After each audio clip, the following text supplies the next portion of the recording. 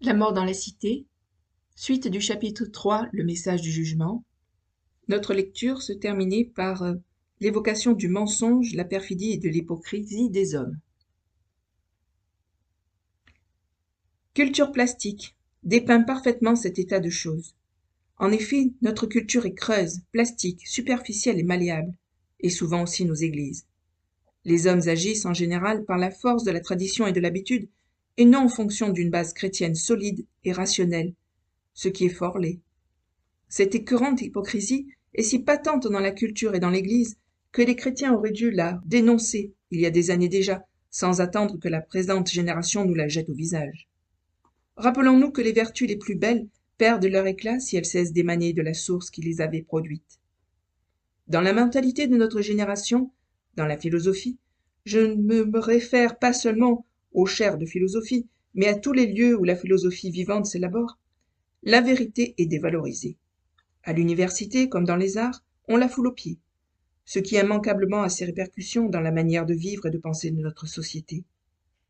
Or, Jérémie nous rappelle que Dieu condamne non seulement les péchés sexuels, mais tout aussi bien le mépris de la vérité.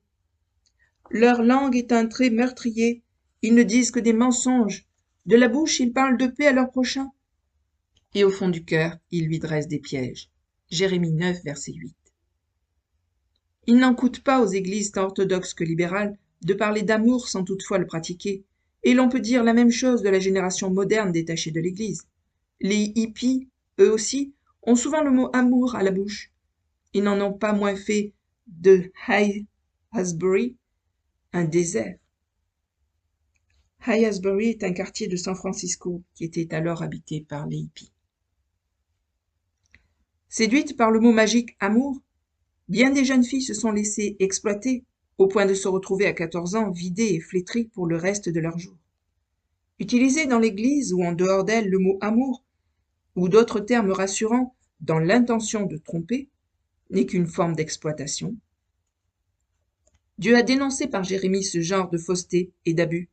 Si l'Église n'élève pas fermement et énergiquement la voix contre l'apostasie et contre les péchés de nos contemporains, nous ne verrons pas de sitôt le moindre changement au sein d'une génération coriace, dégoûtée d'entendre de belles paroles pieuses dans la bouche de gens qui ne les mettent pas en pratique. Jérémie s'en prend également à ceux qui cherchent de l'aide auprès du monde au lieu de s'adresser à Dieu. Ce péché revêtait de son temps une forme bien définie. Les Juifs regardaient du côté de l'Égypte et d'autres grandes nations pour recevoir du secours contre Babylone. Et maintenant, qu'as-tu à faire d'aller en Égypte pour boire l'eau du Nil? Qu'as-tu à faire d'aller en Assyrie pour boire l'eau du fleuve? Jérémie 2, verset 18. Autrement dit, pourquoi vous adresser à l'Égypte? Pourquoi tourner vos regards vers la Syrie? Pourquoi ne pas chercher aide auprès de Dieu? C'est au sens propre que Jérémie parlait de l'Égypte. Pour nous, l'Égypte, c'est le monde avec son habileté, son intelligence, ses ressources. À coup sûr, nous ne pouvons pas demander à cette génération exigeante et agressive, écœurée de ce qui est factice et facile, de prendre au sérieux une Église qui est à la remorque du monde. Cela ne peut tourner qu'à sa confusion, comme Jérémie le souligne. Pourquoi tant d'empressement à changer ton chemin? C'est de l'Égypte que viendra ta honte, comme elle est venue de la Syrie. Jérémie, chapitre 2, verset 36. Ainsi parle l'Éternel, le Dieu d'Israël. Vous direz au roi de Juda qui vous a envoyé vers moi pour me consulter. Voici l'armée de Pharaon qui est en marche pour vous secourir, retourne dans son pays, en Égypte. Et les Chaldéens reviendront, ils attaqueront cette ville, ils la prendront et la brûleront par le feu. Jérémie 37, versets 7 et 8. Dieu nous avertit qu'à vouloir chercher de l'aide auprès du monde, nous allons au-devant de pénibles humiliations et d'un échec certain. À notre époque de relativisme, où la nouvelle théologie rabaisse la religion au rang de psychologie, l'Église doit donner la démonstration de la réalité de sa foi en l'existence de Dieu.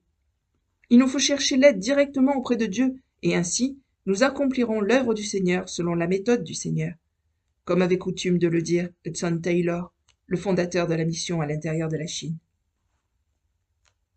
Pour conclure, quelle est la teneur du message de Jérémie? S'agissait-il d'un message facile? Certainement pas, car voici ce qu'il devait dire aux Juifs de son temps. Vous marchez vers un anéantissement total parce que vous avez tourné le dos à Dieu et refusé de vous repentir. Dieu qui intervient dans l'histoire va détruire complètement votre culture. C'est ainsi que nous lisons. L'Éternel me dit, C'est du septentrion que la calamité se répandra sur tous les habitants du pays. Jérémie 1, verset 14.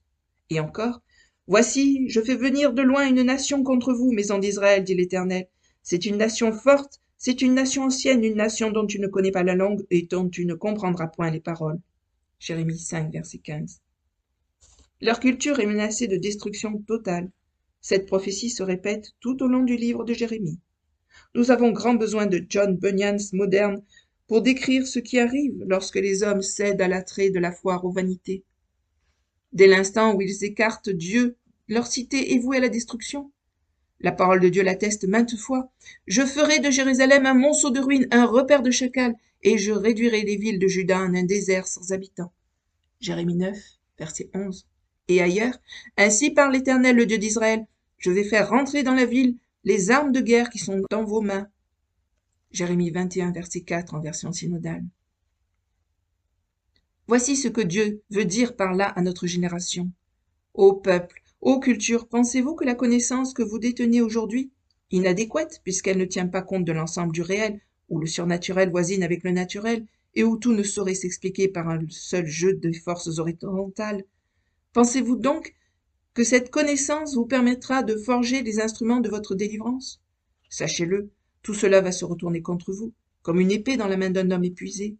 Vous vous fiez à votre technologie toujours plus poussée, mais cette même technologie vous détruira.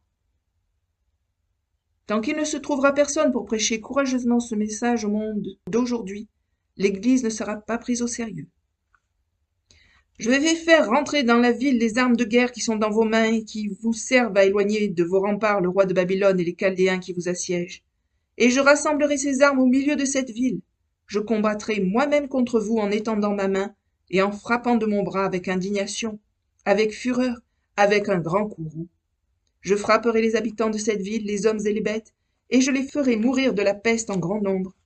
Après cela, dit l'Éternel, je livrerai Sédécias, roi de Juda, ses officiers et le peuple, tous ceux de la ville qui auront échappé à la peste, à l'épée et à la famine, je les livrerai au pouvoir de Nebuchadnezzar, roi de Babylone. Jérémie 21, versets 4 à 7 en version synodale. Il faut dire et redire à notre génération qu'on ne se moque pas de Dieu, qu'il jugera notre culture à cause de son rejet délibéré de l'extraordinaire lumière dont elle bénéficiait. Dieu est un Dieu de grâce, mais le revers de la grâce, c'est le jugement. Si Dieu existe, si sa sainteté n'est pas un vain mot, et sans un Dieu saint il n'y a pas d'absolu, le jugement fondera inexorablement sur le monde. Pourquoi tant d'inconsistance et de superficialité chez les chrétiens évangéliques de tout âge? C'est qu'ils passent à côté de la réalité suprême, de la réalité décisive, à savoir que Dieu existe de fait, qu'il est objectivement présent. La Bible est ce qu'elle est, parce que Dieu, dans son existence objective, l'a donnée par le souffle de sa bouche sous la forme de déclarations précises, énoncées dans les termes et selon les règles du langage humain. En dernière analyse, sur quoi notre christianisme est-il axé? Sur quel pivot repose-t-il? Serait-ce sur autre chose que sur la réalité même de Dieu? Dans tout ce qui compose la trame de notre vie, quand nous étudions, quand nous enseignons, croyons-nous que Dieu est là, proche et présent? Croyons-nous vraiment la réalité de son existence, ou nous contentons-nous de vivre avec une croyance propre à notre milieu social? Si l'existence et la sainteté de Dieu sont effectives, comment concevoir qu'il reste insensible à l'apostasie du monde occidental? À moins de lui annoncer le jugement de Dieu, nous ne pourrons prêcher avec efficacité à notre génération. Fin du chapitre. À bientôt. Merci. Au revoir.